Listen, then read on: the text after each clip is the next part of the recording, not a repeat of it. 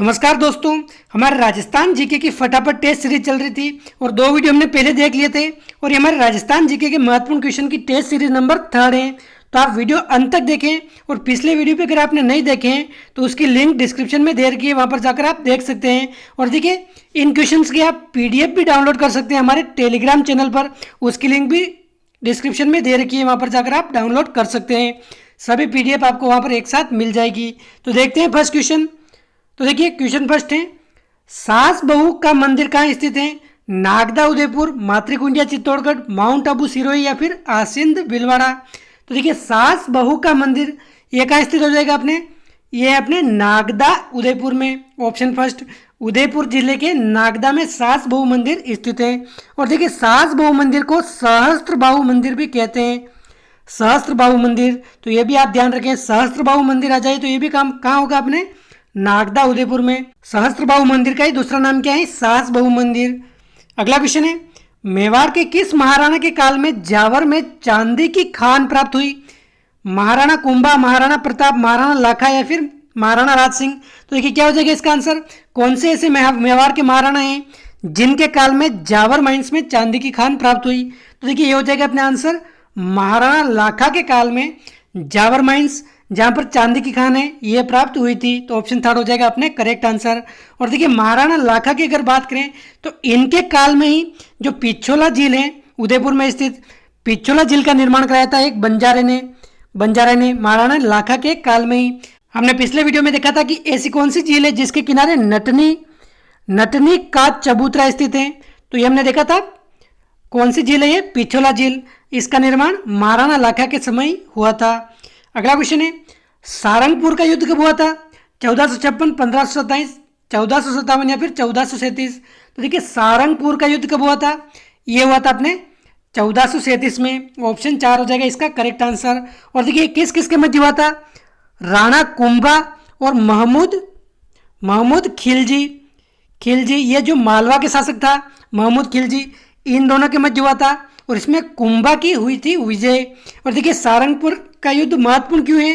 क्योंकि सारंगपुर युद्ध की विजय के बाद महाराणा कुंभा ने चित्तौड़गढ़ में विजय स्तंभ का निर्माण कराया था। विजय स्तंभ का निर्माण, तो पूछ ले, विजय स्तंभ का निर्माण किस युद्ध की विजय के उपलक्ष्य में कराया गया? तो सारंगपुर युद्ध की। तो ऑप्शन 4 हो जाएगा अपने सही आंसर। सारंगपुर युद्ध कब हुआ था? 1437 में यह युद्ध हुआ था। अगला क्वेश्चन है, राजस्थान की वह जनजाति जिसने महाराणा प्रताप के साथ हल्दी घाटी के युद्ध में वीरता दिखाई थी, गरासिया, मीणा, भील या फिर सहरिया। तो देखिए, महाराणा प्रताप के साथ वीरता कौन सी जनजाति ने दिखाई थी? तो देखिए, ये दिखाई थी अपने भील जनजाति ने। Option third. और देखिए, हमें पता है भील जनजाति सबसे ज़्यादा राजस्थान में किस जिले में निवास करती हैं? उदयपुर जिले में निवास करती हैं।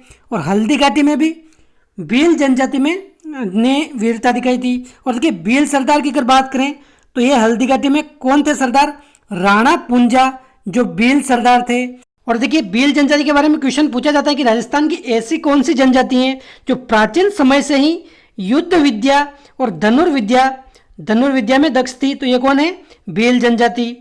अगला क्वेश्चन है, जोधपुर की स्थापना कब हुई? 1430, 1459, 82 या फिर 1552। तो देखिए, जोधपुर की स्थापना कब हुई? ये हुई थी अपने 1459 में। ऑप्शन सेकंड हो जाएगा इसका करेक्ट आंसर। और जोधपुर की स्थापना किसने की? राव जोधा ने जोधपुर की स्थापना की थी 1459 में। और देखिए, जोधपुर का जो दुर्ग है मेहरानगढ़ दुर्ग, इसकी नींव भी राव जोधा ने 1459 में ही रखी थी। तो ये भी आप ध्यान में रखें, जोधपुर शहर की स्थापना पूछ ले या फिर मेहरानगढ़ दुर्ग, इसकी भी नींव 1459 में ही रखी थी राव जोधा ने। अगला क्वेश्चन है, मारवाड़ का पितरंता किसे कहा जाता है? चंद्रसेन, मालदेव, राव जोधा या फिर राव चूड़ा। तो देखिए, मारवाड़ का पितरंता ये कहा जाता है अपने मालदेव को। और देखिए, मालदेव को मारवाड़ का पितरंता क्यों कहा जाता है? क्योंकि इन्होंने अपने पिताजी राव गांगा की हत्या की थी और शासक बने थे, इसलिए इनको मारवाड़ का पितरंता कहा जाता है। और देखिए, मारवाड़ के पितरंता यानी कि मालदेव के बारे में और भी क्वेश्चन पूछे जाते हैं। 52 युद्धों का विजेता किसको बोलते हैं? ये भी मालदेव को बोलते हैं। और फारसी इतिहासकारों ने इनको हसमत वाला राजा बोला है, हसमत वाला राजा। तो ये किसको बोला है, ये भी बोला है मालदेव को, तो ये भी आप ध्यान में रखें।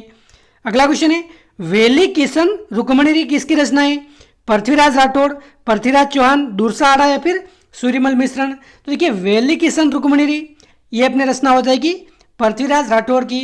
और देखिए पृथ्वीराज राठौड़ रायमल के छोटे भाई थे, रायमल के छोटे भाई, और पृथ्वीराज राठौड़ अकबर के दरबार में भी थे।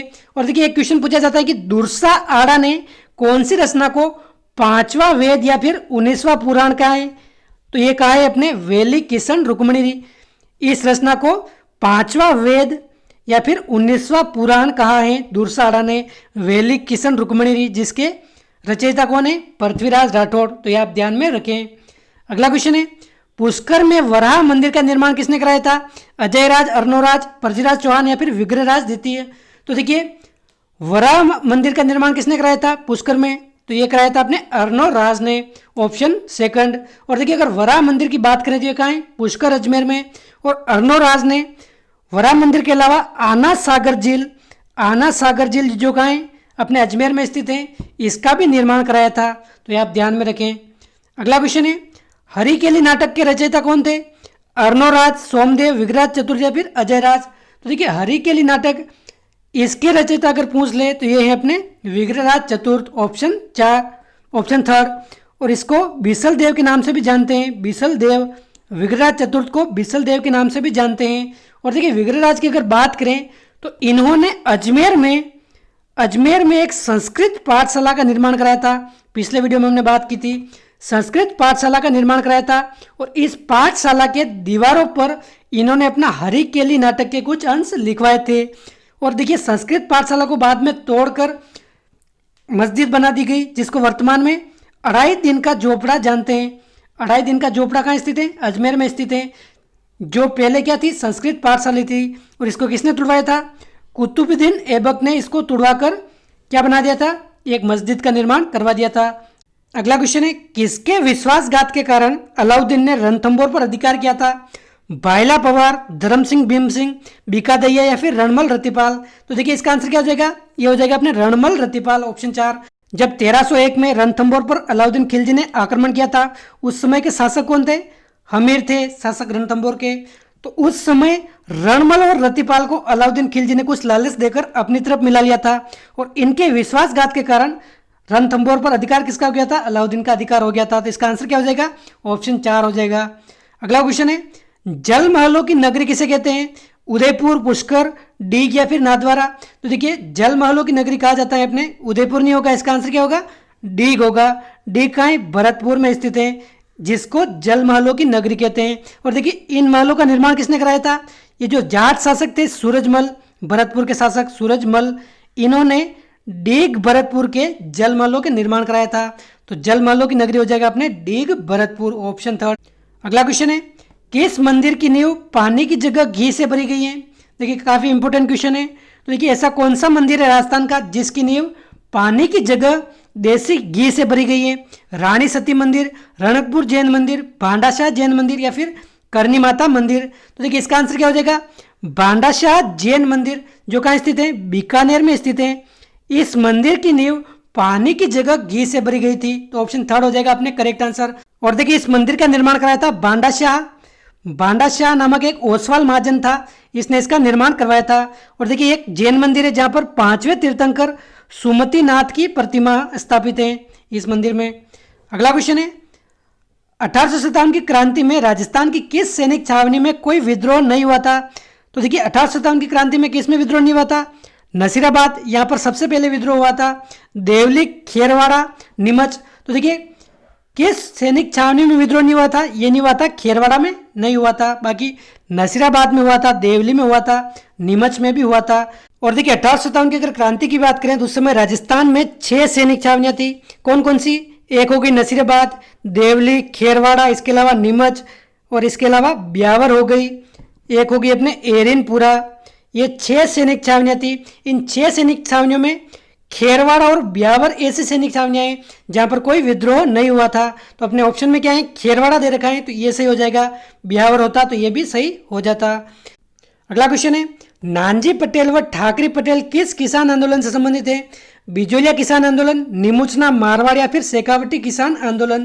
तो देखिए क्या हो जाएगा इसका आंसर, ये हो जाएगा अपने बिजोलिया किसान आंदोलन। और ये कौन थे, नानजी पटेल व ठाकरे पटेल। तो देखिए बिजोलिया के किसानों पर जब कर भार बहुत ज्यादा बढ़ गया था, मतलब 84 प्रकार के कर वसूले जाते थे, तो जागीरदारों से परेशान होकर संगठित होकर मेवाड़ के जो महाराणा थे फतेह सिंह, इनको शिकायत भेजने के लिए नानजी पटेल व ठाकरे पटेल इनको नियुक्त किया था साधु सीताराम के कहने पर। तो ये अपने नानजी पटेल ठाकरे पटेल बिजोलिया किसान आंदोलन से संबंधित है।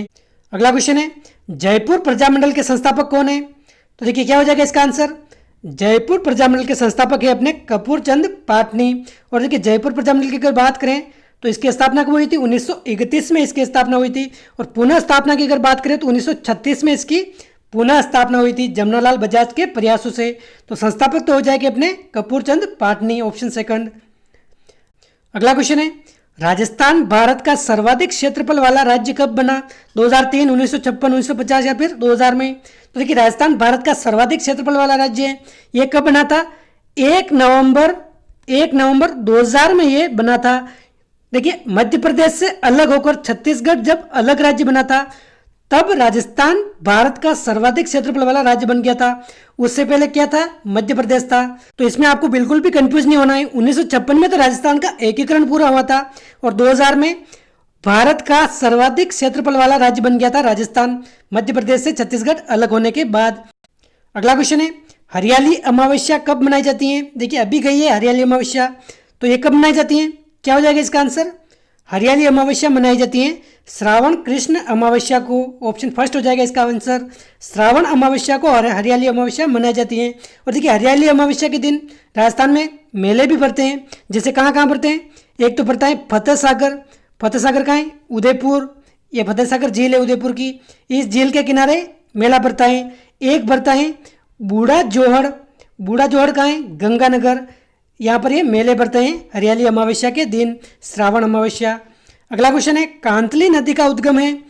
तो देखिए कांतली नदी कहाँ से निकलती है, क्या हो जाएगा इसका आंसर, तो देखिए कांतली नदी का उद्गम है अपने खंडेला की पहाड़ियाँ, ऑप्शन थर्ड। सीकर की जो खंडेला की पहाड़ियाँ हैं यहाँ से कांतली नदी निकलती हैं। और देखिए इसके बहाव क्षेत्र का अगर पूछ लिया जाए तो कांतली नदी के बहाव क्षेत्र को तोरावटी के नाम से जाना जाता है, तोरावटी के नाम से। और देखिए एक सभ्यता जब हम पढ़ते हैं तो जो गणेश्वर सभ्यता है, गणेश्वर सभ्यता कौन सी नदी के किनारे विकसित हुई, ये कांतली नदी के किनारे ही विकसित हुई। तो ये सब बातें आप ध्यान में रखें। अगला क्वेश्चन है, पन्नालाल शाह तालाब कहाँ स्थित है, भीलवाड़ा, उदयपुर, सीकर या फिर झुंझुनू। देखिए पन्नालाल शाह तालाब ये स्थित है अपने झुंझुनू में भी कहाँ, खेतड़ी झुंझुनू में पन्नालाल शाह तालाब स्थित है। तो ये आप ध्यान रखें। अगला क्वेश्चन है, ऊंट को राजस्थान का राज्य पशु कब घोषित किया गया, 2015, 1981, 2014 या फिर 2008। तो देखिए राजस्थान के राज्य पशु आपको पता होगा, एक तो है चिंकारा है वन्य जीव पशु श्रेणी में, और एक है अपने ऊंट, ये है अपने पालतू पशु श्रेणी में, पालतू या फिर घरेलू पशु श्रेणी में।